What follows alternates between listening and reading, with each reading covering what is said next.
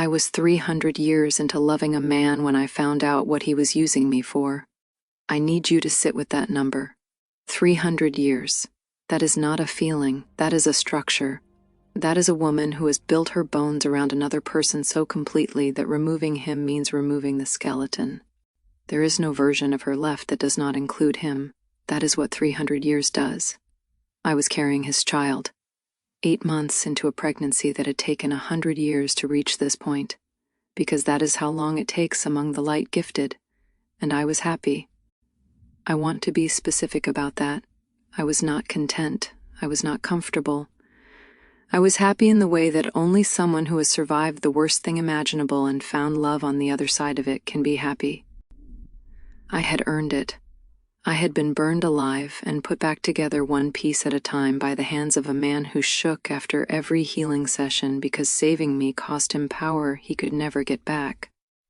I was walking through the corridor of his palace at midnight, with one hand on my stomach and warm tea in the other, and I heard voices from his study.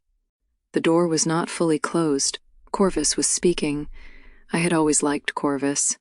He was Thalen's oldest advisor, carved from the same gray stone as the palace walls, and he was the only person in the Nethervale who said what he thought rather than what you wanted to hear.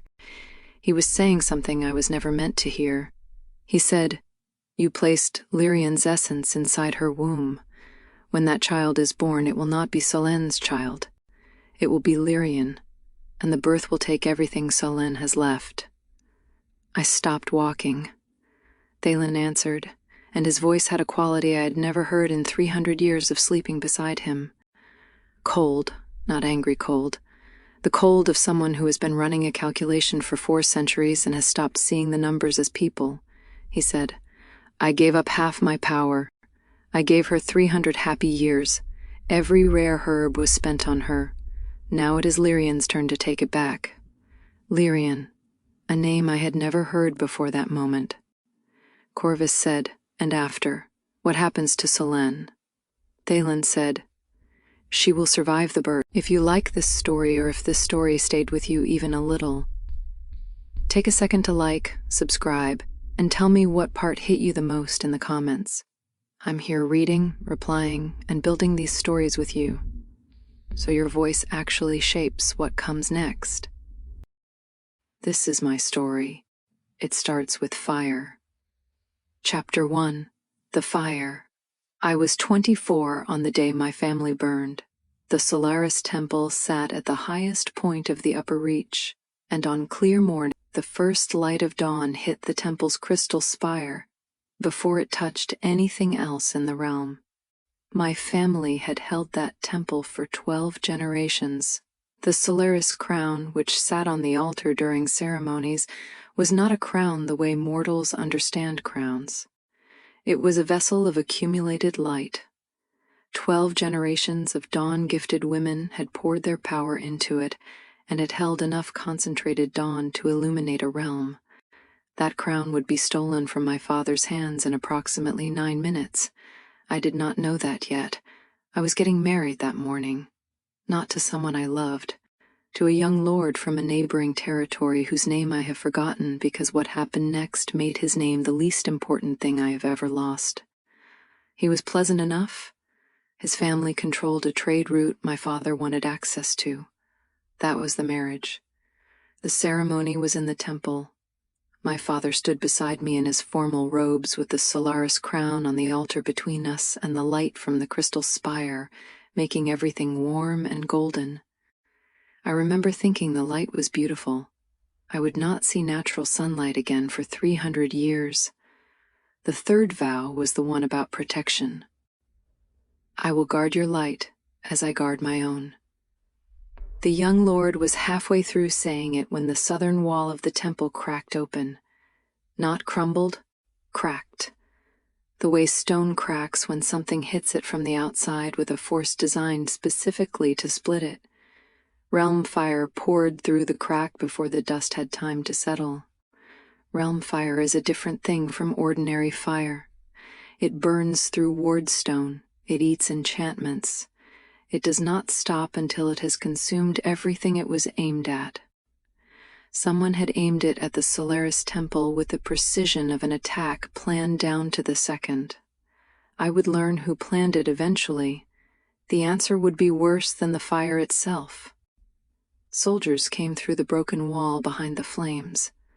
A large man with cold, pale eyes and a fur cloak that was somehow not burning led them. He walked toward the altar where the Solaris crown sat glowing with 12 generations of accumulated dawn. My father threw himself across the altar. He put his body between the crown and the man coming for it, and the realm fire hit him. I will not describe the sound.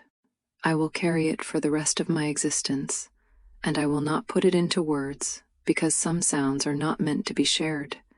They are meant to be survived. My mother was already gone. My brothers were already gone. The guests were running. I was on the floor with a collapsed beam pinning my leg, and the realm fire approaching from 3 directions, and my light gift fracturing inside me like glass cracking outward from the point of impact.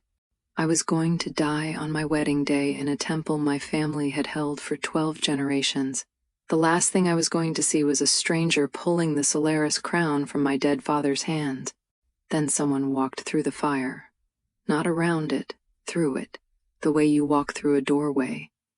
The flames parted around him and closed behind him, and he moved through the burning temple as if the fire was a minor inconvenience he had been expecting. I need to tell you what he looked like, because what he looked like that day is the foundation I built everything on, and you need to see the foundation before I show you the cracks. He was tall, dark-haired. His skin had a depth that suggested he came from a realm where light worked differently. His eyes were dark and steady and completely focused on me. Not on the fire. Not on the soldiers. Not on the crown that everyone else was fighting over. On me. He reached the beam pinning my leg and lifted it with one hand, and the effort cost him something I could see. His skin dimmed. His movement slowed. He was spending power to free me. Permanent power. The kind you do not get back. He had already spent half his power getting through the fire. I did not know that yet. I would learn it later, during the 100 years he spent healing me, and I would feel guilty about it every single day. The guilt was by design. I did not know that either.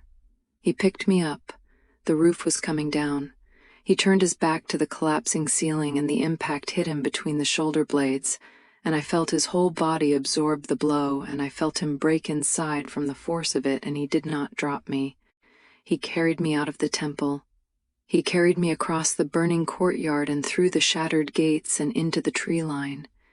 By the time we stopped, he was barely standing, and I was barely conscious, and the last thing I saw before I passed out was the Solaris Temple collapsing in the distance. 12 generations folding into fire and smoke, and nothing.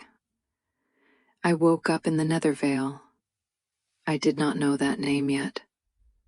I did not know where I was or who had brought me, or why my body felt like it had been taken apart and reassembled by someone who was not quite sure how the pieces fit. I knew pain. I knew the smell of shadow and old stone. I knew that the light in this place was wrong. Not the warm golden light of the upper reach. Something cooler. Something constructed. I would learn later that there is no natural light in the Nethervale. Every beam of warmth in that realm had been built, including the ones he built for me. Especially the ones he built for me. And I knew the man sitting beside my bed. His hands were bandaged. The impact from the roof had broken something in his back that he was still carrying. He was sitting in a chair beside a bed I did not recognize in a room I had never seen. And the first thing he said to me was, "You are safe. I am going to take care of you." I believed him. I believed him because he had walked through fire for me, because his hands were broken from shielding me, because his power was halved from saving me. Because every piece of visible evidence told me that this man had sacrificed enormously for a stranger, and when someone sacrifices for you, the gratitude rewires your trust at a level that logic cannot reach. His name was Thalen. He was the ruler of the Nethervale, and for the next 300 years he would feed me, heal me, marry me, hold me, and call me his heart every single night before we fell asleep. He was lying. Every time. For 300 years. With a patience I still cannot fully comprehend. But I did not know that yet. All I knew was that his hands were broken and he had saved my life, and when he said, "You are safe," I believed him with the complete trust of a woman who has lost everything and has been given a place to land. I landed, and the landing was the trap. I would not learn what he actually saved me for until the night I stood outside his study door, 300 years later, 8 months along with a child that was never meant to be mine, and heard him say a name I had never heard before. Lyrian, the woman he had been building me to replace. Chapter 2, The Healing. He healed me for 100 years. I need you to understand what that looked like, because the 100 years of healing are the reason I fell in love with him. And you need to feel the weight of that love before I show you what it was made of. Every morning for a century, Thalen sat beside my bed and placed his hands on the places where the realm fire had fractured my light gift. His palms were warm, his touch was precise. He knew the geography of my injuries better than I did because he had mapped them in the first week and spent the following 100 years working through them one fracture at a time with the methodical patience of someone who believes that time is not a cost but a tool. His hands shook after every session. I noticed this in the second year, and it never stopped. The healing drew from his own power, the half he had left after the fire, and every session reduced what remained by a small amount. He was pouring himself into me the way water pours into a cracked vessel, slowly and steadily, and aware that some of it would never come back. I asked him to stop once. Year 11. I said the pain was manageable and I could live with the remaining fractures, and he did not need to keep spending himself on me. He looked at me with an expression I had never received from another person. It was the expression of someone who cannot understand why you would suggest they stop doing the thing they are doing, because the doing is not a choice. It is a direction. The way north is a direction. He said, "I will stop when you are whole." He did not stop. I fell in love with him on a Tuesday in year 47. I know it was a Tuesday because I had been counting days as a way to maintain structure in a realm where time moved differently, and the day I fell in love with him was the day I stopped counting. He was sitting on the terrace of the room he had built for me, a room with an east-facing window that caught the morning light, and he was reading. He read constantly. Not for pleasure, although I think he enjoyed it. He read to understand things. That was his fundamental quality. He wanted to understand how things worked so he could make them work the way he needed them to. I should have heard the warning in that. I did not. I reached over and put my hand on his forearm. Just that. A hand on a forearm. He went completely still. I had never seen him still before. He was always moving, always tending, always adjusting something in the palace or in my treatment or in the careful architecture of the life he was building around me. The stillness told me something I did not know I was asking.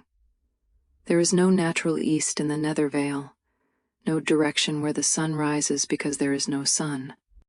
Thalen had built the window. He had built the light that came through it. He had engineered a sunrise specifically for the room I slept in so that I would wake every morning to something that felt like home.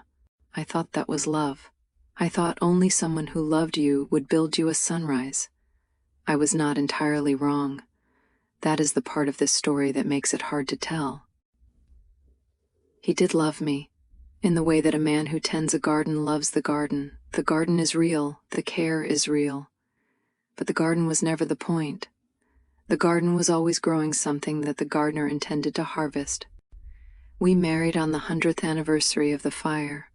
He made me a wedding gown with his own hands. Golden thread woven from ore he mined himself because gold is rare in the Nethervale, and the labor of making it was the gift. The gown fit perfectly. He had measured me with his hands over 100 years of healing, and he knew my body the way a sculptor knows the stone. The wedding was small. Just us, Iris, Corvus, and the household staff. I did not want a large ceremony. I had been to one large ceremony in my life, and it had ended in fire and death, and I preferred to begin my marriage with quiet and the people who mattered. On our wedding night, I took the gown off and laid it over the chair beside the bed, and I turned back to Thalen, and he was looking at the gown. Not at me. At the gown. For 2 seconds. Then he turned to me and smiled, and the 2 seconds disappeared, and he was present and warm and the man I had spent a century falling in love with, and I forgot about the 2 seconds because there was no reason to remember them. The audience will remember them. I did not. A woman appeared in the garden the following week. She was a shade, one of the Nethervale's quiet inhabitants who existed somewhere between living and memory, and she tended the flower beds without speaking. She was small and still, and she moved through the garden the way Thalen moved through fire, as if the environment could not touch her, because she had decided it would not. Her name was Moth. I would not learn why she mattered for another 200 years. On her first day, she left a pressed flower on the stone bench where I sat in the mornings, a small dried bloom with pale petals that caught the constructed light and held it. I picked it up and thanked her, and she nodded and went back to the flowers, and I put the bloom in my journal and did not think about it again. It was a starlight bloom. The same flower Thalen would later use in the tonics he told me were restoring my power. Moth had been trying to warn me from the very first day. Chapter 3. The Good Years. The next 100 years were the best of my existence. I tell you this without bitterness, although bitterness would be justified. They were the best years, because during them I believed I was loved without condition, and that belief is the most powerful anesthetic ever created. It numbs everything. It makes the wrong light look right, and the constructed sunrise feel real, and the man who built both of them feel like home. Thalen and I settled into a marriage that felt, from the inside, like the thing I had been waiting for since the fire. We built routines. He made my morning tea the way I liked it, which was too sweet and slightly cooled, and he remembered this without being reminded, every day, for 100 years. He sat with me on the terrace in the evenings, and we watched the artificial sun shift through its amber phase, and he held my hand, and sometimes he talked about the Nethervale's history, and sometimes we said nothing at all, and the nothing was better than the talking because the nothing felt true. I want to be clear about something. The audience knows what Thalen is. I did not. Every warm moment I describe is a moment I lived inside without suspicion. When I tell you he held my hand on the terrace, I am telling you about a woman who felt safe. When I tell you he remembered how I took my tea, I am telling you about a woman who felt seen. These moments were real to me. They happened inside my body. The fact that they were engineered does not erase the fact that I felt them. That is the cruelest part of this story. Not that he lied. That the lie felt better than any truth I have ever been told. The palace had 70 rooms. I had been in 69 of them over the first century. The 70th was at the end of the east corridor, past the room with the constructed window, and it was the only door in the palace with a lock I could not open. I asked Thalen about it in year 112. He was mending a lamp in the corridor, a small domestic act that I found endearing because it suggested he was not above the mechanics of his own household, and I asked him what was behind the locked door. He said, "Storage. Old documents, nothing interesting. I will open it for you sometime." He never did. Moth left a second pressed flower outside the locked door that afternoon. I found it when I passed the door again on my way to the garden. I picked it up. I looked at the door. I looked at the flower. I put the flower in my journal beside the first one. 2 flowers now, both from Moth, both placed deliberately. In year 150, I found a portrait. It was in a hallway I did not use often, behind a tapestry that had shifted on its rod. a small painted portrait of a woman I did not recognize, dark-haired, pale, beautiful in a sharp way that was different from my own warmth. Her features had the quality of something that had been refined over a very long time, the way stone is refined by water. She was wearing a pendant, a small crystal shard on a dark chain, shaped like a sliver of Nethervale stone, the same crystal that decorated the lock on the 70th door. I asked Thalen who the woman was. His answer came slightly too quickly, the way answers come when someone has prepared them in advance and is waiting for the question. He said, "Someone from before." I said, "Before what?" He said, "Before you." I accepted that answer. I had no reason not to accept it. People have pasts. Thalen was ancient. Of course there were people from before, but something in the way he said "before you" stayed with me.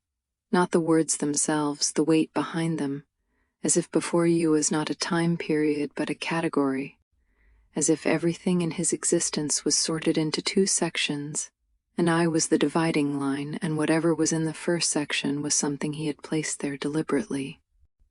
Then Lord Hale arrived. Hale was a Netherlord from the Eastern Territory, an old ally of Thalen's who had not visited in my memory. He arrived with a formal escort of 6 guards and the particular quality of a man who has come to check on something rather than see someone. At dinner he sat across from me, and I caught him looking at my waist. Not the way men sometimes look at women. This was different. This was the look of a person evaluating the condition of something they have a financial stake in. The look you give a field when you are calculating whether it is ready for planting. I was not pregnant yet. That would come later. But something about Hale's assessment of my body stayed with me the way the crystal pendant stayed with me, and the locked door stayed with me, and the 2 pressed flowers from Moth stayed with me. Small things. Things that did not connect yet. Things that were waiting. After dinner I walked past Thalen's study on my way back to our chambers and heard Hale's voice through the door. He said, "The timeline is holding."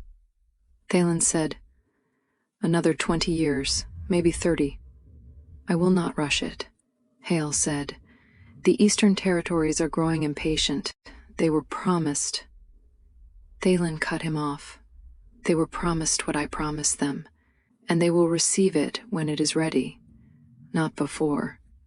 I stood in the corridor and processed the conversation the way I processed everything in the Nethervale, carefully and without jumping to conclusions, because jumping to conclusions required suspicion, and suspicion required a reason, and I did not have one.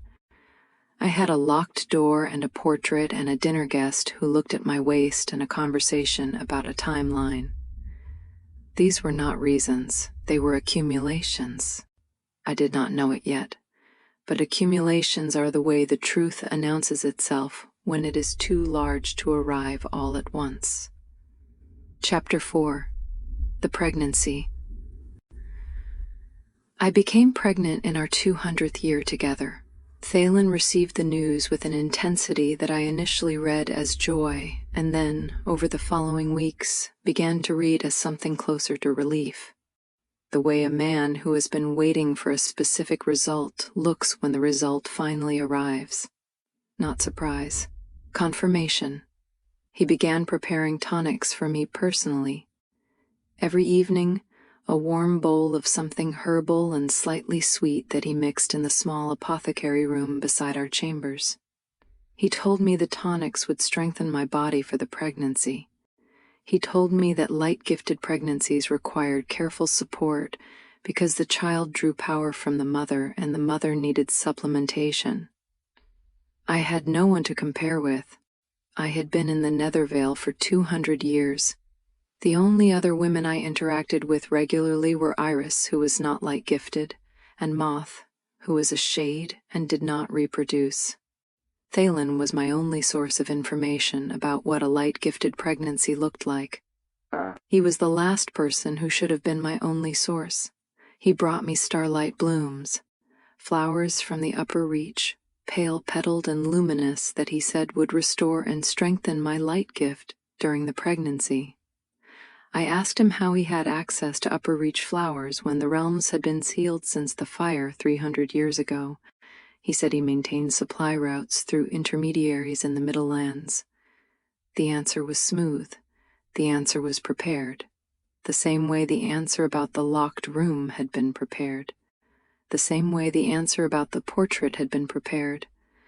I was beginning to notice the preparation, not as suspicion yet, as a texture, a quality in his responses that was not quite natural, the way the light in the nether veil was not quite natural. Constructed, designed to feel real while being something else entirely. The first tonic made the baby kick, not the gentle fluttering that I had been told to expect from early pregnancy. A hard, violent kick that drove the air from my lungs and left a bruise on the inside of my ribs that I could feel for 3 days. I gasped and my hand went to my stomach, and Thalen was beside me immediately, his hands on my belly, his expression concerned. I said the kick was very strong, much stronger than I expected. He said it was normal. He said light-gifted children are powerful and their early movements reflect that power, and I should not worry. He said it with the same smooth, prepared quality, and I listened and I nodded, and the bruise on my ribs ached for 3 days while the baby settled into a quieter rhythm. But the kicks got harder every time I drank the tonic.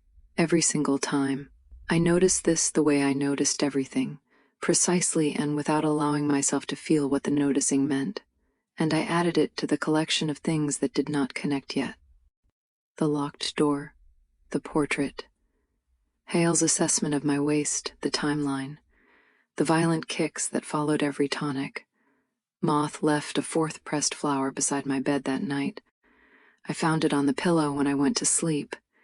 This time the flower had a scratch mark on one petal, a thin line that could have been damage from handling or could have been deliberate.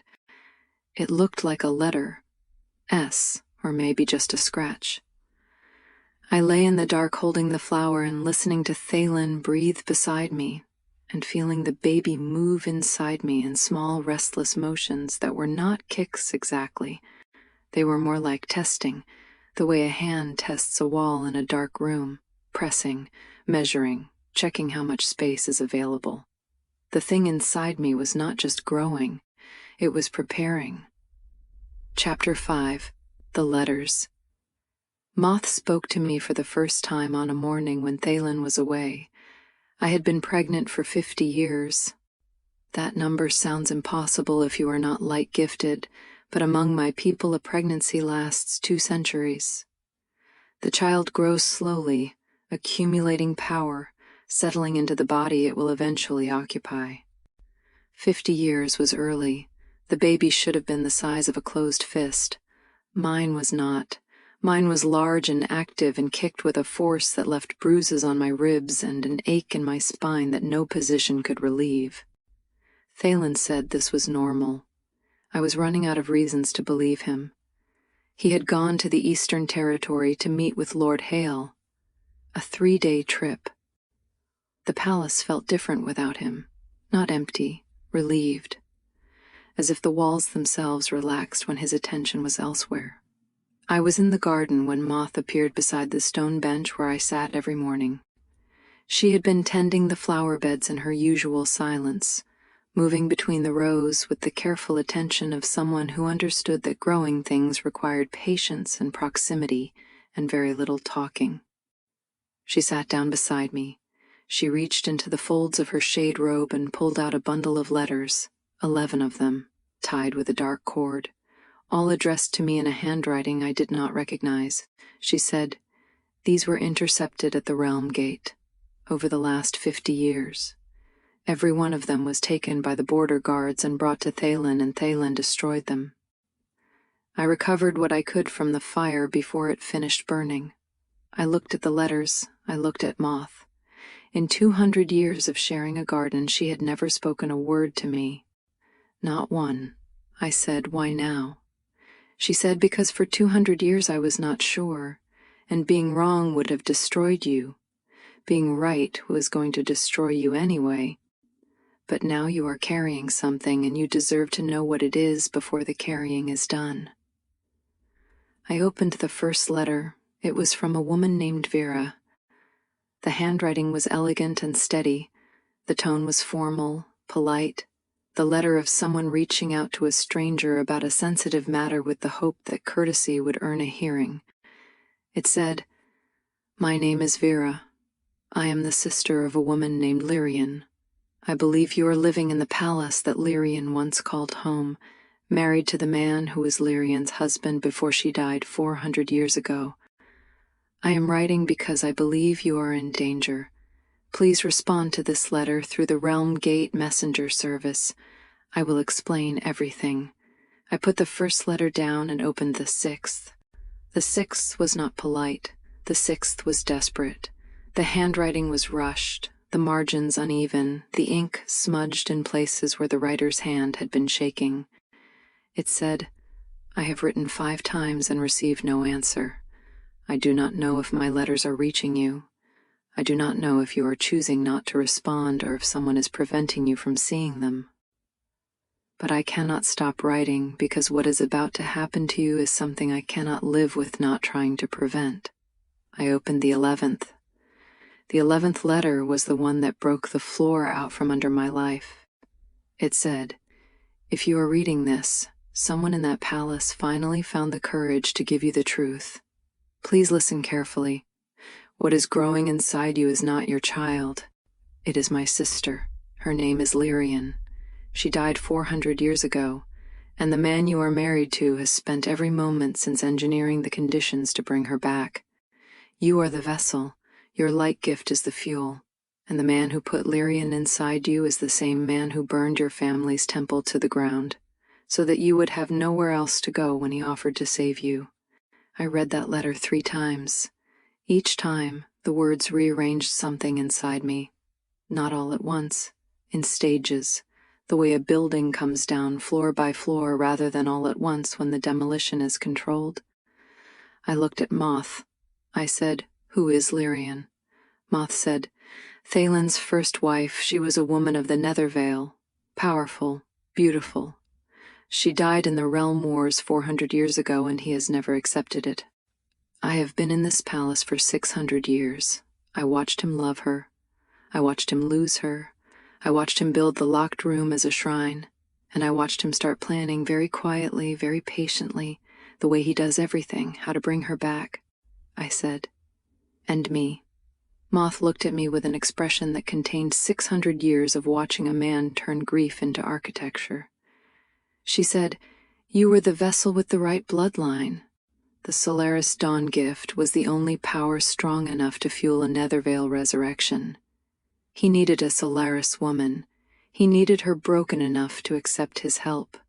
He needed her grateful enough to stay. And he needed her willing enough to carry the child, because a forced vessel corrupts the light. You had to love him. The love was part of the formula."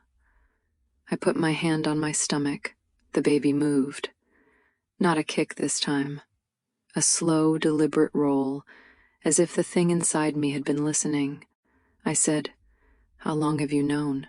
Moth said, "I began to suspect when he built the palace. The layout is identical to the palace he shared with Lyrian. The same rooms, the same corridors, the same garden. He rebuilt her home and put you inside it and called it a gift. I became certain when the starlight blooms arrived. Those flowers do not grow in the Nethervale. He arranged a supply line through the same intermediaries who arranged the fire. I have been leaving you warnings since my first day. The pressed flowers, every single one of them, left on benches and beds and beside locked doors for 200 years. Not random gestures, not quiet kindness, warnings from a shade who could not be sure, and waited until she was certain because certainty was the least she owed me. I held the 11th letter in both hands, and I felt the baby roll again. And I looked at the garden Thalen had built for me, and I understood for the first time that the flowers growing in it were the same flowers growing inside me, and both gardens had been planted for the same harvest. Chapter 6. The Mass Cracks. I did not confront Thalen when he returned from the Eastern Territory. I considered it. For approximately 4 hours I sat in our chambers and rehearsed the conversation in my head. I would tell him I knew. I would hold up Vera's letters. I would ask him to explain the locked room and the portrait and the name Lyrian and the fire and the 300 years of patient cultivation. Then I realized something that stopped the rehearsal cold. If I confronted him, he would know that I knew. And a man who had spent 4 centuries planning a resurrection with this level of patience would have a contingency for the moment his vessel discovered the plan. The contingency might be persuasion. The contingency might be force. The contingency might be the abyss. I did not know what the abyss was yet. I would learn. So instead of confronting him, I did something much harder. I continued. I drank the tonic that evening. I smiled when he handed me the bowl. I watched his hands measure the ingredients, and I understood now that the measurements were precise, because they were a formula, not a recipe, and the formula had been calibrated over 300 years to produce a specific result inside my body. The baby kicked when I drank it, every time. I no longer told myself this was normal. Thalen placed his hand on my stomach and held it there, and I watched his face. I had been watching his face for 300 years, but I had never watched it like this. I had never watched it while knowing what I was looking for. His expression when he touched my stomach was not tenderness. It was inventory.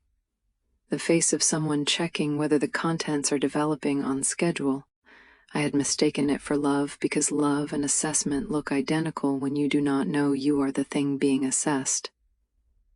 He celebrated our anniversary that month. 300 years together.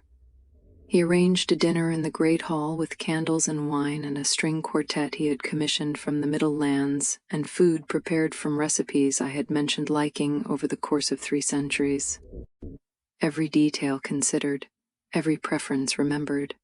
I sat across from him at the table and ate the food and listened to the music and thought about Hale's words from 100 years ago. The timeline is holding. This was the timeline. The anniversary was the timeline. Every celebration, every remembered preference, every tender detail was a data point in a 300-year project designed to maintain a specific emotional state in a specific woman, so that the thing growing inside her would develop in conditions of willingness rather than resistance. He gave me a necklace, silver chain, a small pendant. I looked at the clasp and I found it, the same crystal symbol from the locked door, from the portrait pendant, from the shrine I had not yet entered. I asked what the symbol meant. He said it was a traditional Nethervale blessing for fertility. It was not. It was Lyrian's sigil. I knew that now because Vera's 11th letter had described it. A crystal shard. The mark Thalen had placed on everything that belonged to his first wife. I was wearing a dead woman's symbol around my neck, and the man who put it there was watching me with an expression of satisfaction that I had previously mistaken for affection. I fastened the clasp, and I smiled, and I thanked him, and the smile was the first lie I had ever told him in 300 years. It was easier than I expected. Lying to someone who has been lying to you for 3 centuries is not revenge.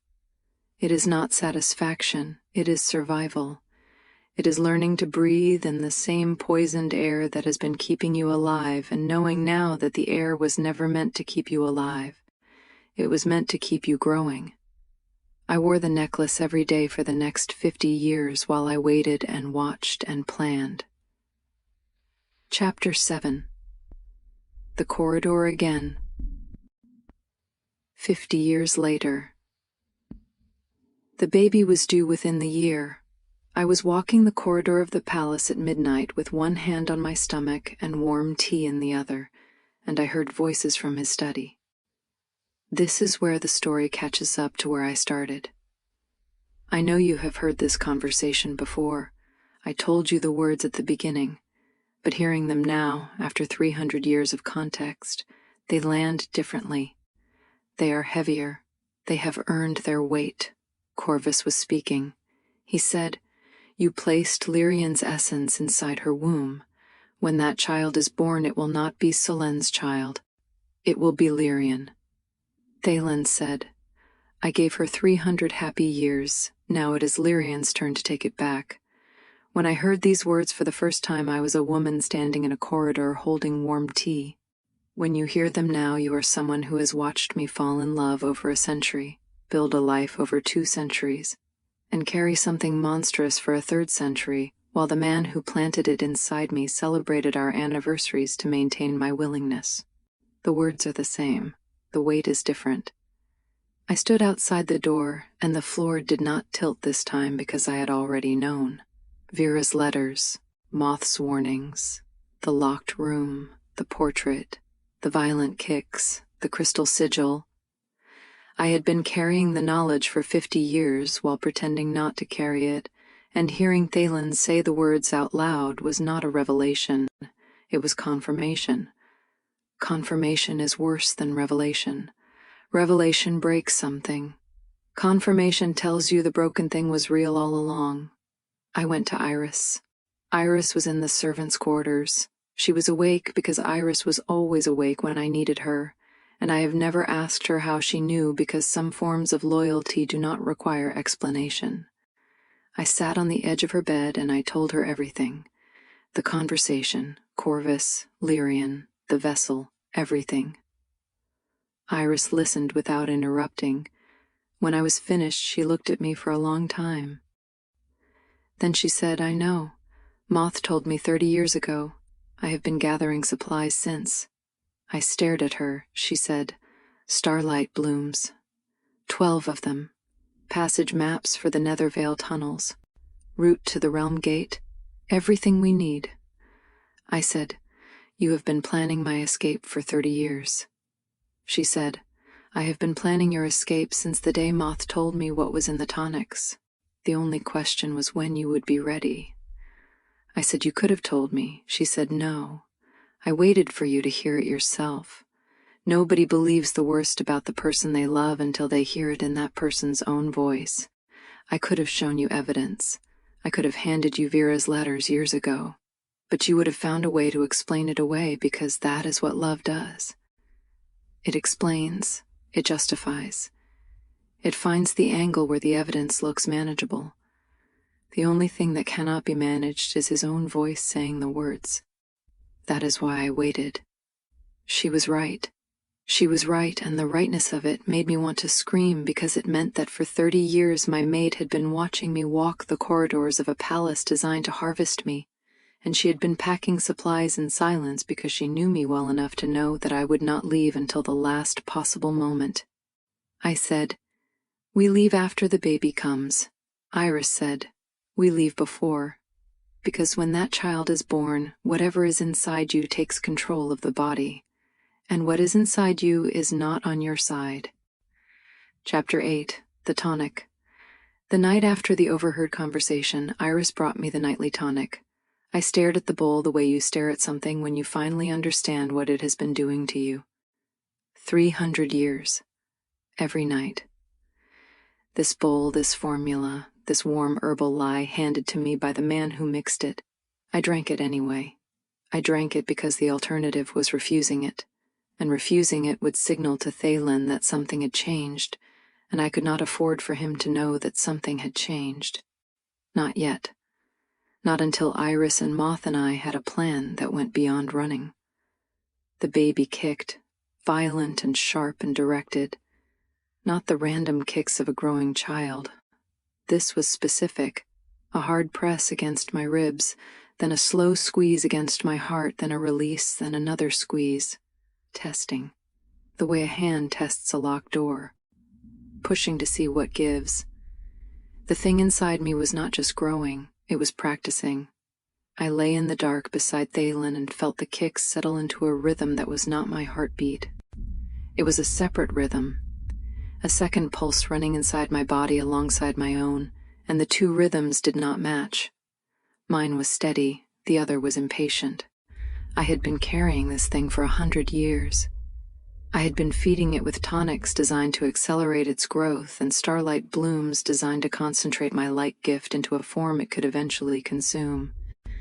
I had been a garden and a greenhouse and a refinery, and the product was not a child. The product was a resurrection. The baby moved again, this time not a kick. A roll, slow and deliberate and heavy, the way something rolls over in a confined space when it is checking the dimensions of the confinement. Then it pressed its hand flat against the wall of my womb. I felt the shape of it, 5 fingers spread wide, pressing outward like someone pressing their palm against a window from the inside. Not the gesture of a baby, the gesture of a woman. I lay perfectly still, and I breathed, and I felt Lyrian press her hand against the inside of my body, and I understood that the thing I was carrying had been conscious for much longer than I had known, and it was not waiting to be born. It was waiting for me to run out of light. 2 days lane. 2 days later, I opened the chest. The chest sat at the foot of our bed. Dark wood with silver fittings. 300 years of gifts stored inside it. Golden jewels, rare stones, silk scarves woven from materials that did not exist in the Nethervale because Thaylen had imported them specifically for me. Every anniversary, every celebration, every tender gesture transformed into an object and placed in the chest with care. I lifted the lid and looked at 300 years of investment.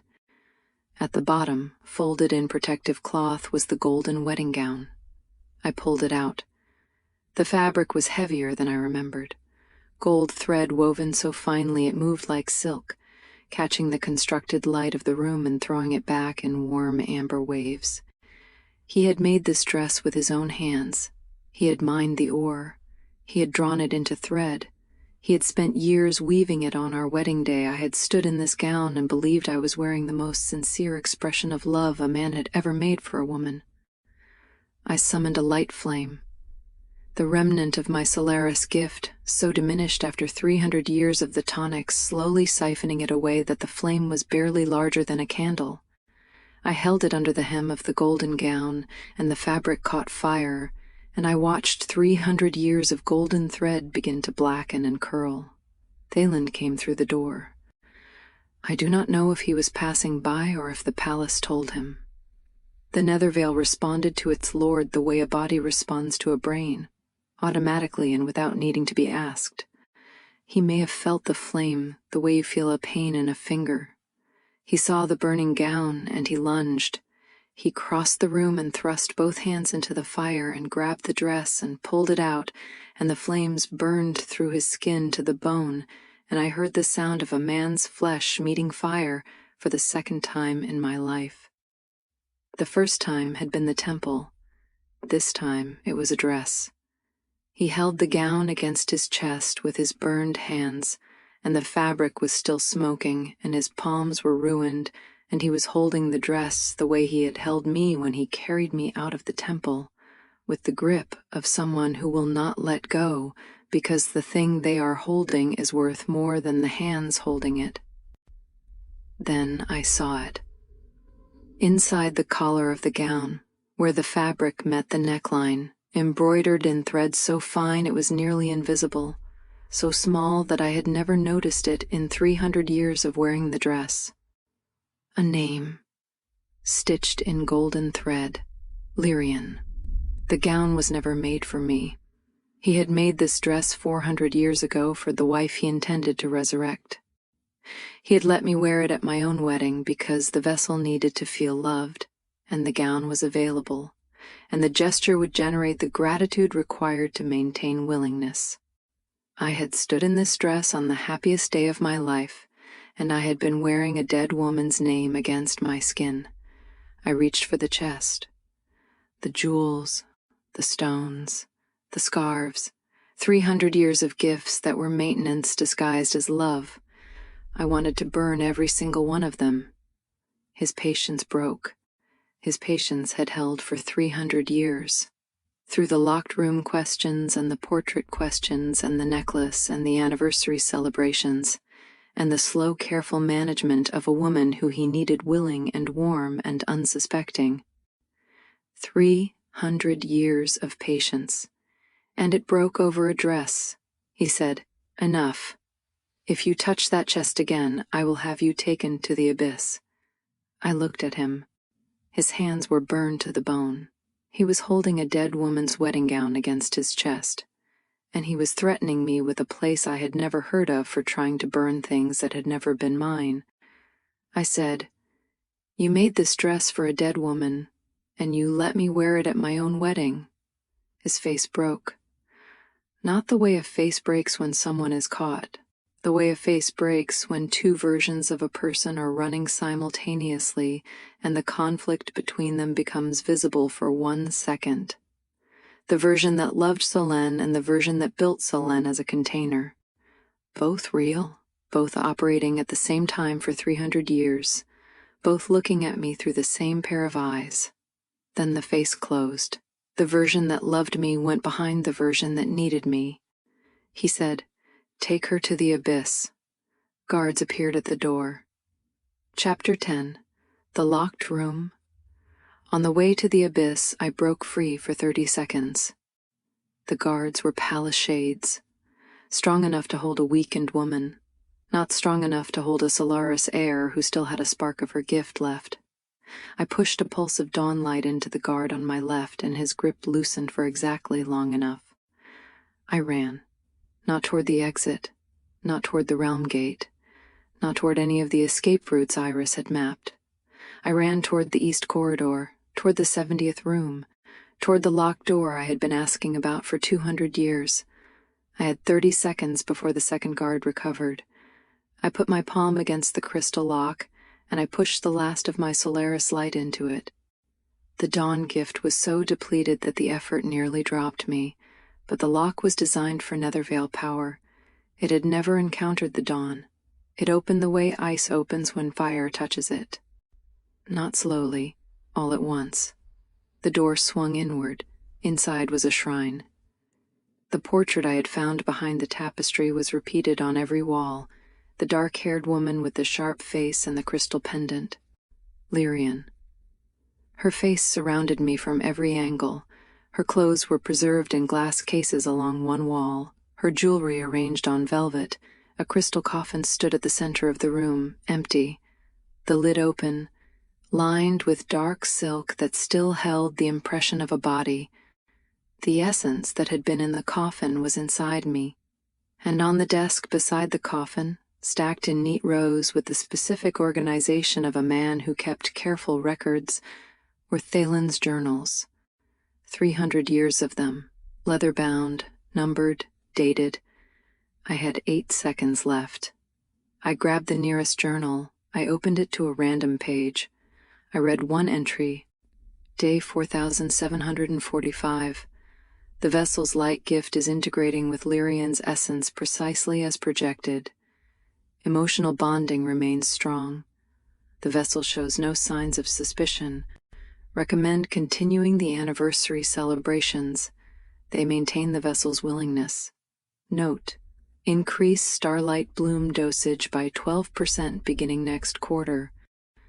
The vessel's light gift shows signs of plateauing, and the integration timeline requires consistent escalation. The guards reached me. They pulled me away from the desk. They pulled me out of the room. They closed the door, and the crystal lock sealed behind me. They had not seen what I read. I had seen enough. Anniversary celebrations. They maintain the vessel's willingness. I had celebrated 300 anniversaries with a man who recorded them as maintenance. Chapter 11. The Abyss. The abyss was the deepest part of the Nethervale. The guards took me downstairs that went so far beneath the palace I stopped counting the flights. The air changed, the temperature changed, the quality of the darkness changed. The dark above was absence of light. The dark below was presence of something else. Something that moved and breathed and had weight. Shadow fire. The Nethervale's version of what the upper reach called the dawn. except the dawn creates. Shadow fire consumes. It burns without heat, and it hurts without killing, and it does not stop because it is not fire. It is patience in the form of flame.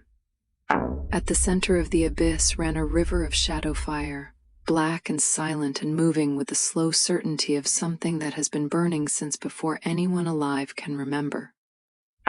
And in the center of the river stood a cage, iron, tall enough to stand in, narrow enough that standing was the only option. The bars glowed red from the proximity to the shadow fire, not white-hot, not cherry red, the dull, deep red of iron that has been heating for centuries. The guards opened the cage and put me inside, and locked the door, and the first bar touched my shoulder, and my skin seared against the iron, and the smell of burning filled the air, and I screamed. I screamed for the first time in 300 years, and nobody came. The cage was too narrow to avoid the bars. Every movement pressed some part of my body against heated iron. My dress melted where it touched the metal. The fabric fused to my skin. The pain was not the sharp pain of a cut or a break. It was the slow, constant pain of something that is never going to stop, and the knowledge that it is never going to stop is the part that breaks you. Not the burning, the endlessness. Then a voice came from inside me. Sharp, female, clear. Not my voice, she said. Finally, I have been waiting for this. The guards froze. They looked at my stomach. They looked at each other. She said, "Keep her in the cage. Do not release her until I say. Do you understand who I am?" The guards understood. I could see it in their faces. The recognition was not surprise. It was confirmation. They had been told. They had been briefed. They knew that the thing growing inside the Netherlord's wife was not a baby. It was their lord's first wife, and their loyalty was to Lyrian before it was to me. One of the guards bowed his head. He said, "Yes, Lady Lyrian." And just like that, the chain of command shifted. The Nethervale was Thalin's realm. But Thalin's realm had been Lyrian's realm first, and the memory of that ran deeper than 300 years of a substitute. Lyrian spoke again, from inside my womb, her voice vibrating through my ribcage and out of my mouth like a ventriloquist using a puppet. She said, "You lived in my place. You slept in my bed. You wore my gown. Every morning you walked through my gardens, and every evening you drank from my cups, and every night you lay beside my husband and let him call you his heart." She kicked, not a baby's kick, a woman's kick, aimed at the soft tissue between my ribs with the precision of someone who had spent 100 years mapping the interior of my body. She said, "Now you will pay it back." She squeezed my heart. I felt her hand close around it from the inside, fingers made of shadow and will and 400 years of waiting, and she squeezed until my vision went white, and then she released and the blood rushed back, and the pain of the blood rushing back was worse than the squeeze. She did it again and again, testing how much I could take, calibrating. In the palace above, Thalin asked the guards about me. They showed him an image, a false one. Me lying on the floor of the abyss chamber, curled on my side, breathing evenly, unharmed. He looked at the image and his face hardened. He said, "Keep her there until she learns." He did not know about the cage. He did not know about the shadow fire. He did not know that the guards were following Lyrian's orders now. Or he knew and had decided that knowing was not the same as seeing, and not seeing was the same as not being responsible. I have never been certain which. In 300 years of studying this man, I never learned whether his cruelty was ignorance or design. Maybe it was both. Maybe the two things lived in him the same way the two versions of his love lived in him, side by side, each one real, each one allowing the other to exist by not looking directly at it. Lyrian spoke again from my womb. She told me details about Thalin, private things, the way he liked his tea, the sound he made when he was falling asleep, the specific way he held a book when he was reading, Intimate details that could only come from a woman who had been his wife, delivered from inside my body while I burned in a cage, to prove that she had been there the entire time. Watching, through my eyes, through my skin. For 100 years of pregnancy, she had witnessed every moment between me and Thalen. Every kiss, every night, every time he called me his heart. She had watched all of it from inside me, and she had hated every single second. The violation was total. Not just the cage, not just the fire. The knowledge that I had never been alone, not once, not in 100 years. Chapter 12. Moth's Hands. Moth found the abyss before Iris did. I do not know how she knew. I do not know how a shade who tended gardens in the daylight levels of the palace navigated to the deepest part of the Nethervale, past the guards, past the shadow, past the stairs that no living shade willingly walked. I did not ask her afterward because the answer did not matter. What mattered was that she came. She walked down the stone steps into the dark. She reached the river of Shadowfire. She saw the cage. She saw me inside it, my dress fused to the bars, my skin blistered, my mouth open in a scream that had long since exhausted itself into silence. She did not scream. She did not cry. She looked at me with the expression of someone who has been expecting this specific outcome for 200 years and has prepared for it in the only way available to someone with no power. Moth was a shade. She could not fight the guards. She could not break the cage. She could not summon power or cast light or do anything that the situation required of a rescuer. She had nothing. She had her hands. She walked to the edge of the river of Shadowfire, and she knelt on the stone bank, and she put both her hands into the flame. Shadowfire does not kill shades. It does something worse. It unmakes them. It pulls at the threads of their existence and frays them, and the fraying is the purest form of pain available in the Nethervale because it is not physical. It is existential. Every second in the flame is a second of being erased. Moth put her hands in and held them there. She did not make a sound. The pain traveled through her shade form and into the root system of the Nethervale, the network of shadow and stone that connected every part of the realm like veins in a body, and the pain became a signal, a pulse of raw agony that shot through the roots from the abyss to the palace gardens 3 miles above, where Iris was already running.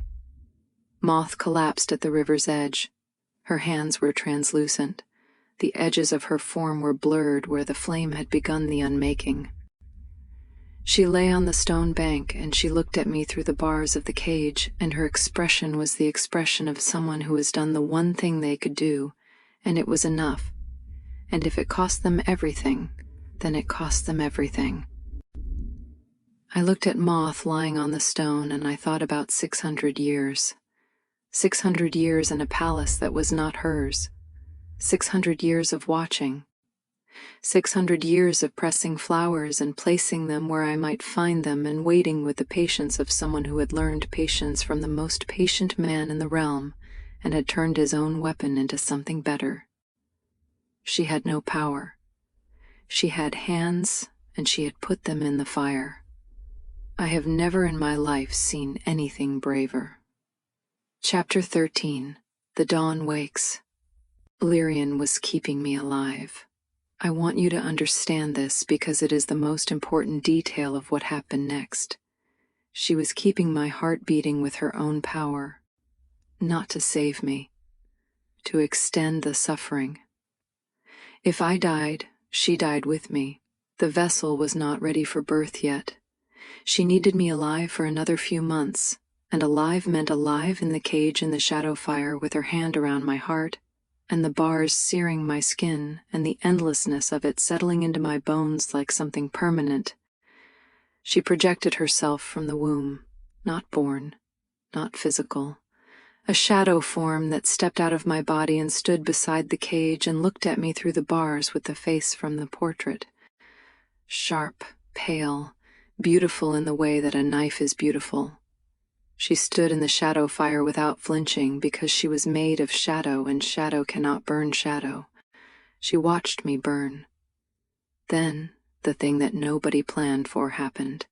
My Solaris gift reacted to the shadow fire, the dawn, the first light, the gift my family had carried for 12 generations, the gift that Thalen had been slowly siphoning for 300 years through tonics and starlight blooms. The gift that was supposed to be almost gone by now, reduced to a remnant barely strong enough to light a candle. The remnant was not supposed to react. It was supposed to be passive, depleted, a residue waiting to be extracted during the birth. But the dawn is not passive. The dawn is the thing that comes after the darkest hour. It does not resist darkness. It does not fight darkness. It consumes darkness. The dawn has been arriving after the dark since before the realms existed, and the pattern is older than any plan Thalen could construct. The shadow fire entered my body through the burns. It passed through my skin and into my blood, and it met the remnant of the dawn inside me, and the dawn did what it has always done. It arrived. Golden light erupted from my body. Not a candle, not a spark. A detonation. The dawn gift consumed the shadow fire the way sunrise consumes the night, completely, totally, without negotiation. And the light that came out of me was not the depleted remnant of 12 generations.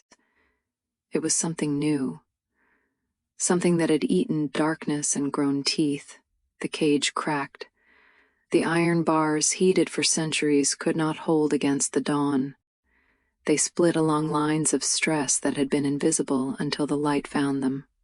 The cage broke open around me, and the shadow fire recoiled from my body the way a wave recoils from a cliff. Lyrian's projection screamed. The shadow form that had been standing beside the cage watching me burn dissolved in the golden light, like smoke and wind. She was pulled back into the womb, back into the body she had been haunting for 100 years, and I felt her go, felt the weight of her retreat inside me like a door slamming in a house. For 3 seconds I was the dawn, the full inheritance, the complete gift, 12 generations of accumulated power, amplified by the shadow fire it had consumed, burning inside me with a brightness that made the walls of the abyss glow gold. Then it faded. The remnant was too small to sustain it. 3 seconds of full power, and then the darkness came back, and I was standing in the broken cage with burned skin and a broken dress and nothing left. But the cage was broken, and Iris was on the stairs. She reached me at a run. She was carrying Moth. She had 12 starlight blooms in the pocket of her apron, all that she and Moth had gathered over 30 years. She said, 12 blooms, 2 hours. That is all the time we have. I swallowed all 12. I said, 2 hours is enough. Enough to reach the realm gate. Enough to survive the crossing he spent 300 years telling me I was too weak to survive. Enough to find out what is actually inside me and whether it can be stopped. Iris said, and Moth. I looked at Moth's collapsed form in Iris's arms. The shade who had put her hands in the fire to send a signal. The shade who had been pressing flowers beside my bed for 200 years because that was the only warning available to someone with no power and no voice and nothing except patience and the willingness to burn. I said, she comes with us. Chapter 14. The Gate. We moved through the nether veil at the speed the 12 blooms allowed. The blooms restored a fraction of my Solaris gift. Enough to light my hands with dawn fire. Enough to burn through the guards who tried to stop us in the lower corridors. Not enough to sustain a fight. Enough to win short ones and run from longer ones. Iris carried Moth. I carried the child. Lyrian was fighting from inside, kicking, squeezing, pressing her hand against my ribs and pushing outward with the intention of stopping me from reaching the gate. She was no longer testing the walls, she was trying to break them. Every kick was a negotiation, every squeeze was a demand. Stay, stop, let me out. I did not stop. We reached the realm gate in 90 minutes. The gate was a vertical tear in the fabric of the nether veil, a wound in the stone wall at the edge of the realm where the dark ended and the crossing began. Beyond the gate was the realm lightning, the force that separated the nether veil from the upper reach.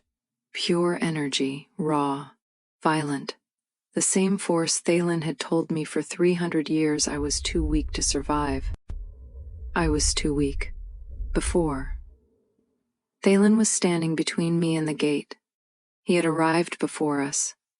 The nether veil was his realm, and it moved to his will the way a hand moves to a brain's command. He knew the moment we started running. He knew our route. He was waiting.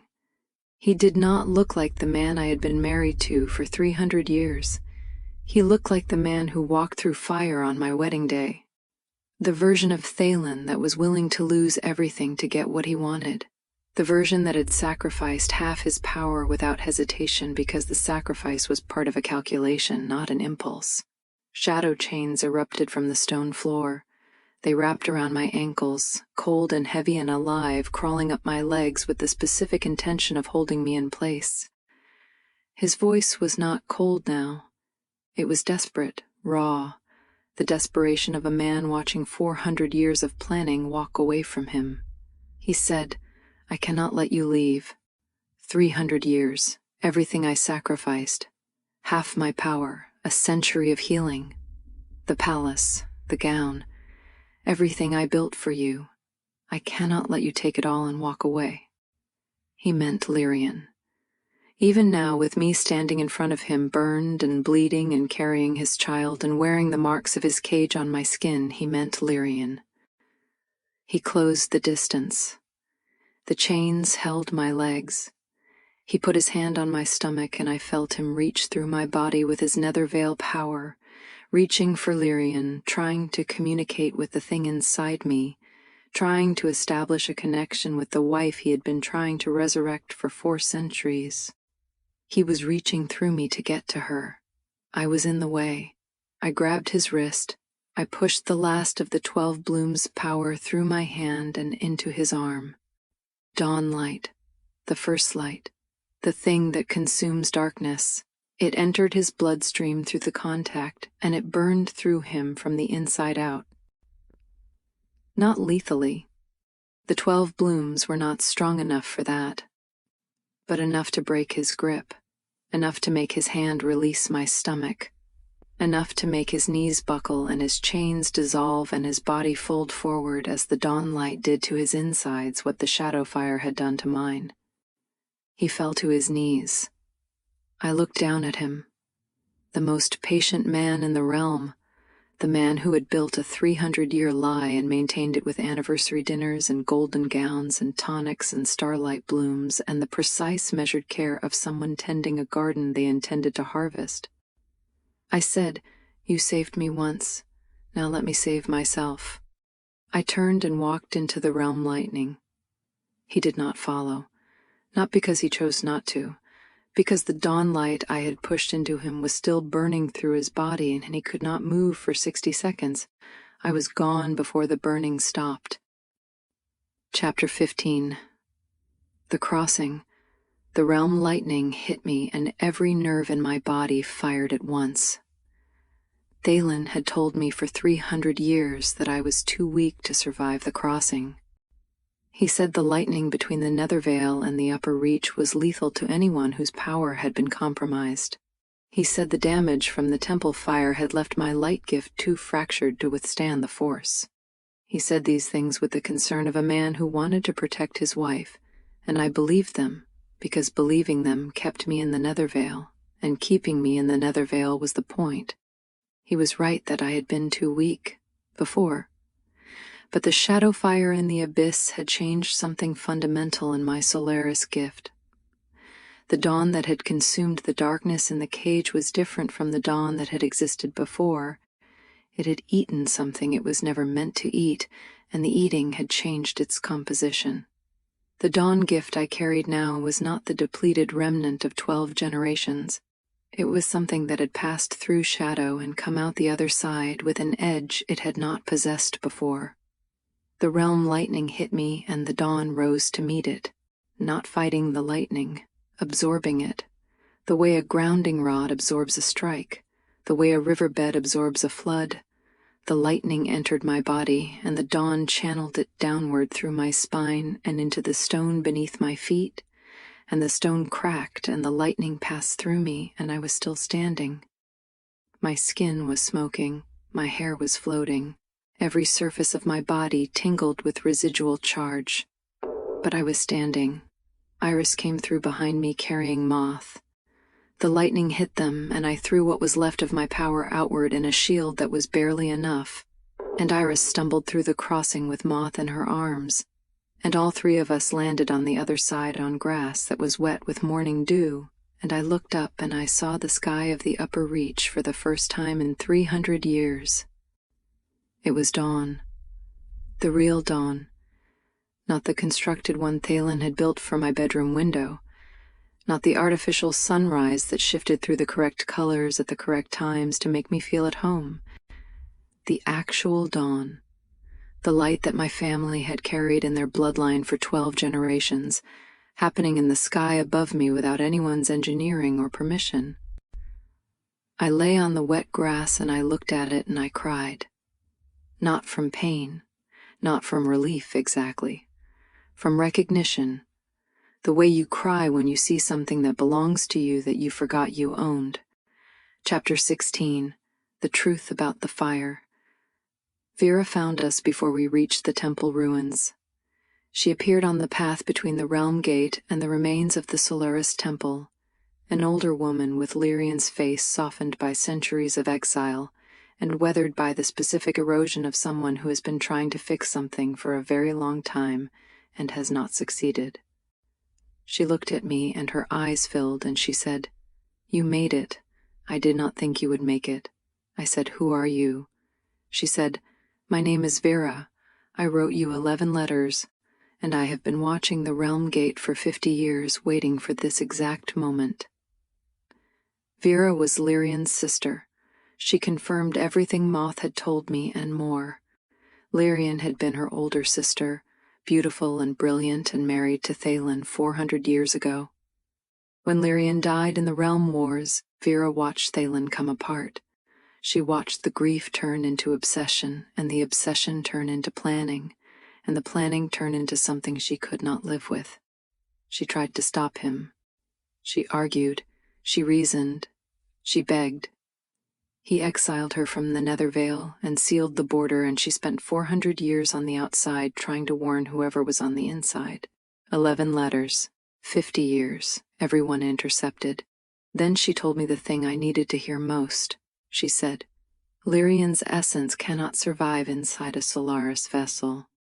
The dawn gift is not compatible with Nethervale essence. It dissolves it, slowly, over centuries, the way sunlight dissolves shadow. It is not a violent process. It is a patient one. And patience, as you now know better than anyone, is Thalen's greatest weapon." She said, but this time patience worked against him. The longer Lyrian's essence stayed inside you, the more the dawn consumed it. He thought the starlight blooms were feeding the resurrection. They were feeding the dawn. And the dawn was eating Lyrian. I put my hand on my stomach. The baby moved. A gentle kick, not the violent directed kicks of the past months. Gentle, small. The kick of a baby, not a woman. Vera watched my hand on my stomach and she said, "The child you are carrying is not Lyrian. My sister has been dissolving inside you for 100 years. What remains is yours, your daughter, carrying your gift, the full, amplified Solaris dawn." I stood on the path in the morning light with my hand on my stomach, and I felt the baby kick again, gently, and for the first time in 100 years of pregnancy, the kicking did not feel like testing. It felt like greeting. Then the archive keeper found us. He was a shade bound to the Solaris temple ruins, unable to leave the ground where the temple had stood. He had been waiting for 300 years for a Solaris heir to return. He had records. He had evidence. He had the truth about the fire that had killed my family. The temple's ward system had been breached from the inside, not from Reviel's army, from intelligence provided through a Nethervale channel. Thaylen had given Reviel the location of every ward stone. He had provided the timing of the ceremony. He had told Reviel exactly when the Solaris crown would be removed from its protective case and placed on the ceremonial altar, exposed and vulnerable. The fire was not an attack that Thaylen happened to arrive at. The fire was phase 1. The rescue was phase 2. He needed me broken. He needed me homeless. He needed me so completely destroyed that when a stranger walked through the flames and offered to save me, I would accept without question and build my entire future on the foundation of that rescue. Everything. The fire that killed my father, the 100 years of healing, the palace of light, the east-facing window, the golden wedding gown, the tonics, the starlight blooms, the anniversary celebrations that maintained the vessel's willingness. 300 years of the most patient lie in the history of the realms. All of it was architecture. I was never rescued, I was collected. The archive keeper showed me one more thing. The Solaris crown, the one Reviel stole from my father's hands, had been the ceremonial symbol of the Dawn Gift, but the Dawn Gift itself was never in the crown. It was in the bloodline. It had always been in the bloodline. The crown was an empty vessel that held reflected light. The real power was in the women who carried it, generation after generation, in their blood and their bones and their children. Thaylen had built his entire 400-year plan on a misunderstanding of how the Solaris gift worked. He thought the power was in the crown and needed to be extracted through the vessel. He was wrong. The power was in me. It had always been in me, and the 300 years of starlight blooms he fed me to prepare Lyrian's resurrection had not prepared anything except the amplification of the very power that made resurrection impossible. He had fed the dawn for 300 years, and the dawn had eaten his dead wife. Chapter 17. The Return. I went back to the Nethervale. I did not run this time. I walked. The Solaris gift was awake now, fully awake, burning inside me at a power level that 12 generations of Solaris women had never reached because none of them had ever consumed Shadowfire and survived Realm Lightning and been fed 3 centuries of starlight blooms by a man who thought he was fueling a resurrection. I was the dawn, not a remnant, not a fraction, the full thing, concentrated and amplified and carrying a child who would be more powerful still. I walked to the realm gate and the realm lightning parted around me because the dawn was always meant to pass through darkness. That is what it does. That is all it has ever done. Vera walked behind me. Iris walked behind Vera carrying Moth, who had recovered enough to open her eyes but not enough to stand. 4 women walking into the Nethervale, one of them carrying the sun. The Nethervale felt different when I entered it this time. The shadow did not press against me the way it had for 300 years. It pulled back, the way a room pulls back when someone turns on a light. I walked through the palace corridors that I had walked for 300 years as a wife, as a vessel, as a container for someone else's resurrection. The walls that I had believed were built for me, the gardens that I had believed were planted for me, the constructed light that I had believed was a gift. I walked past the locked door. It was open. I did not look inside. I did not need to. I already knew what was in there. I walked past the chest of gifts at the foot of the bed. The golden jewels, the rare stones, the silk scarves. 300 years of maintenance. I found Thaylen in his study. He had healed from the dawn burn at the gate. He was sitting at his desk, Lyrian's portrait was in his hands. He was looking at it the way he used to look at me on the terrace in the evenings, with the attention of someone who is trying to memorize something they are afraid of losing. I stood in the doorway and he looked up and he saw me, and the dawn was in my eyes. Not the remnant, not the constructed light, the full Solaris inheritance, burning in the eyes of a woman he had spent 300 years trying to empty. His composure broke. I had never seen it break before. Not when I tried to burn the gown. Not when I ran for the gate. Not in 300 years of marriage had I ever seen the architecture of his control collapse. It collapsed now. His face did a thing I did not know his face could do. It showed everything at once. The grief and the love and the calculation and the 400 years of patient obsession and the sudden understanding that the patience had produced the opposite of what it was designed to produce. He put Lyrian's portrait on the desk, face down, and he looked at me.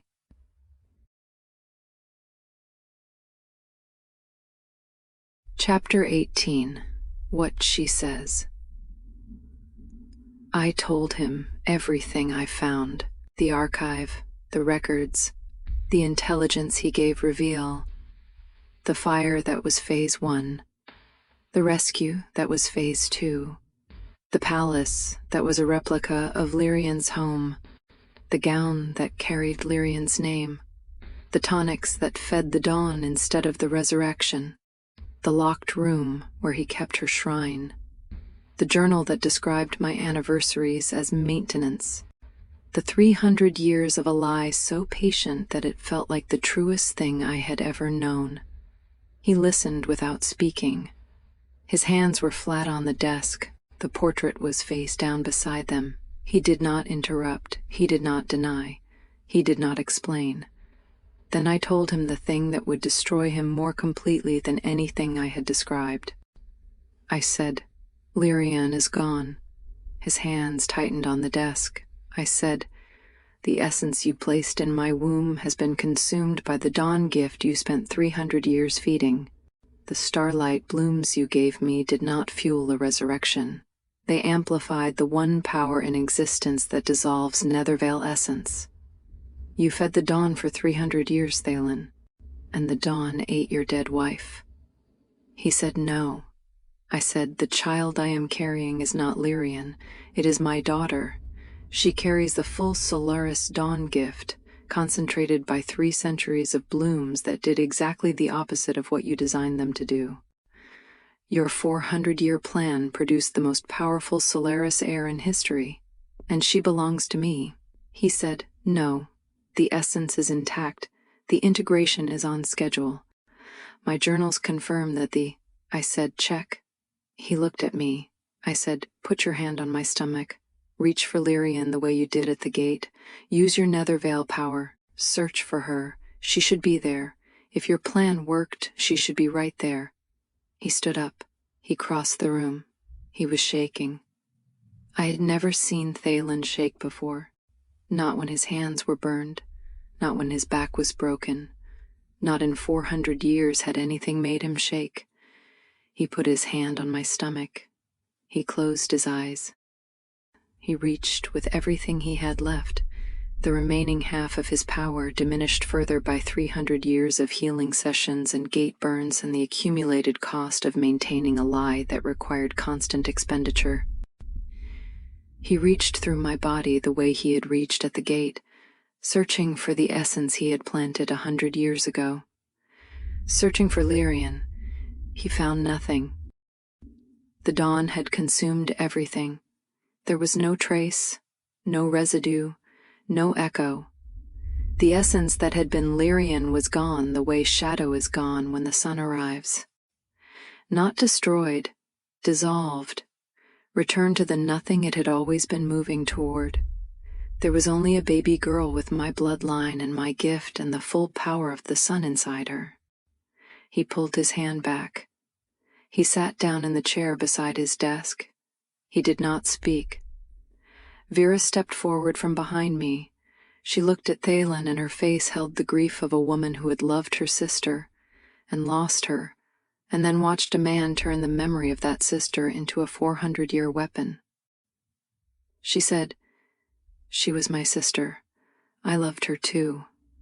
But she has been gone for 400 years, and what you did to this woman in her name is the worst thing anyone has done in the history of these realms. You did not honor Lyrian. You used her memory the way you used Solen's body, as a container for what you wanted. Neither of them deserved what you built in their names." Thalen did not respond. I went to the chest at the foot of the bed. I opened it.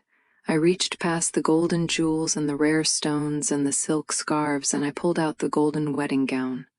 I held it up so he could see the name inside the collar. Lyrian. Embroidered in golden thread so fine I had never noticed it in 300 years of wearing the dress. I burned it. The dawn fire came easily now. Not a candle flame, a full bright blaze. The gown caught fire, and the golden thread blackened, and the fabric collapsed into ash, and I held it until there was nothing left, and the ash fell to the floor of the room where we had slept for 300 years. He did not lunge to save it. There was nothing left to save it for. I set the remains of the gown on his desk beside the face-down portrait. I said, "The anniversary celebrations were my favorite part. I want you to know that. They were real to me. Every single one, even though they were maintenance to you, even though you recorded them in your journal as a strategy for keeping the vessel willing. I sat across from you at those dinners, and I loved you, and the love was real, and I will not let you have the comfort of believing it was not. It was real, and you used it. Both of those things are true." He looked at me. I said, "That is what you need to live with. Not that you failed, that you succeeded at making someone love you and you wasted it." I walked out of the study.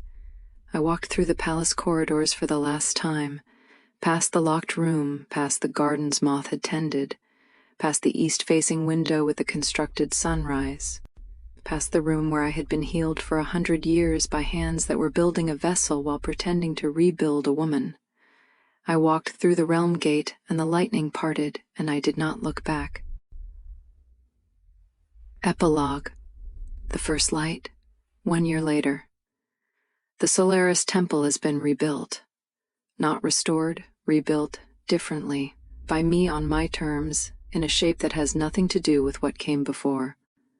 The crystal spire is new, the altar is new, the wards are mine. The only thing from the old temple is the ground it stands on. My daughter was born 3 months ago. Her name is Aurea. It means first light. She has my eyes, and the dawn inside her burns so brightly that the healers shielded themselves during the birth. She is the most powerful Solaris heir in 12 generations. She is the product of 300 years of starlight blooms and a 400-year miscalculation, and a mother who survived fire and shadow and a cage and a crossing and came out the other side carrying something that belonged to her all along. Moth tends the new gardens at the rebuilt temple. Her hands have healed. The shade form has stabilized. She grows starlight blooms in soil that has never been part of anyone's plan. Just flowers. Growing because they are allowed to. Growing because someone tends them with care that expects nothing in return. That is the difference between a garden and a harvest. Vera visits on the 1st of every month. She brings small things. A drawing of Lyrian as a child, a pressed flower from the borderlands where she lived in exile. She gives these things to me, and I put them on the shelf in my study beside my journal. Not hidden, not displayed. Records of a person who deserved better than what was done in her name. Lyrian was not a weapon. She was a woman who died and was mourned and should have been allowed to rest. I keep her image in my home because someone should remember her correctly. Iris is beside me on the temple steps this morning. She is watching Aurea sleep in my arms, and she has the expression of someone who packed 12 starlight blooms into an apron pocket 30 years ago because she knew this day would come. The sun is rising, the real sun, the actual dawn. Not the one Thalen built from my bedroom window. Not the one he engineered to shift through amber at the correct time to make me feel at home. The real one. The one my family carried in their blood for 12 generations. The one I am looking at right now with my own eyes in my own temple on my own ground, with a daughter in my arms who carries it inside her. It looks different from how I remembered. It looks like it belongs to me. Arya stirs. Her small fist opens and closes, and a thread of golden light curls around her tiny fingers like a ribbon being held for the first time. She does not know what she is yet. She does not know what she carries. She does not know what it cost. She will learn. I will tell her. Not as a warning, as a history. So she understands that the light she carries was not given to her. It was held for her, through fire and shadow and 300 years of a lie so patient it felt like home.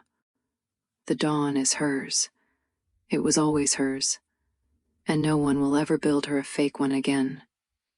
If this story stayed with you, if it followed you past the ending, tell me in the comments which moment broke you. Was it the corridor? The gown? The name Lyrian stitched inside the collar? Was it Moth putting her hands in the fire? Was it the anniversary celebrations that were maintenance? Tell me. I want to know which part of Selene's story lives in you now, and if you are still here, still listening, stay. There is always another story waiting. Like and subscribe so you do not miss it.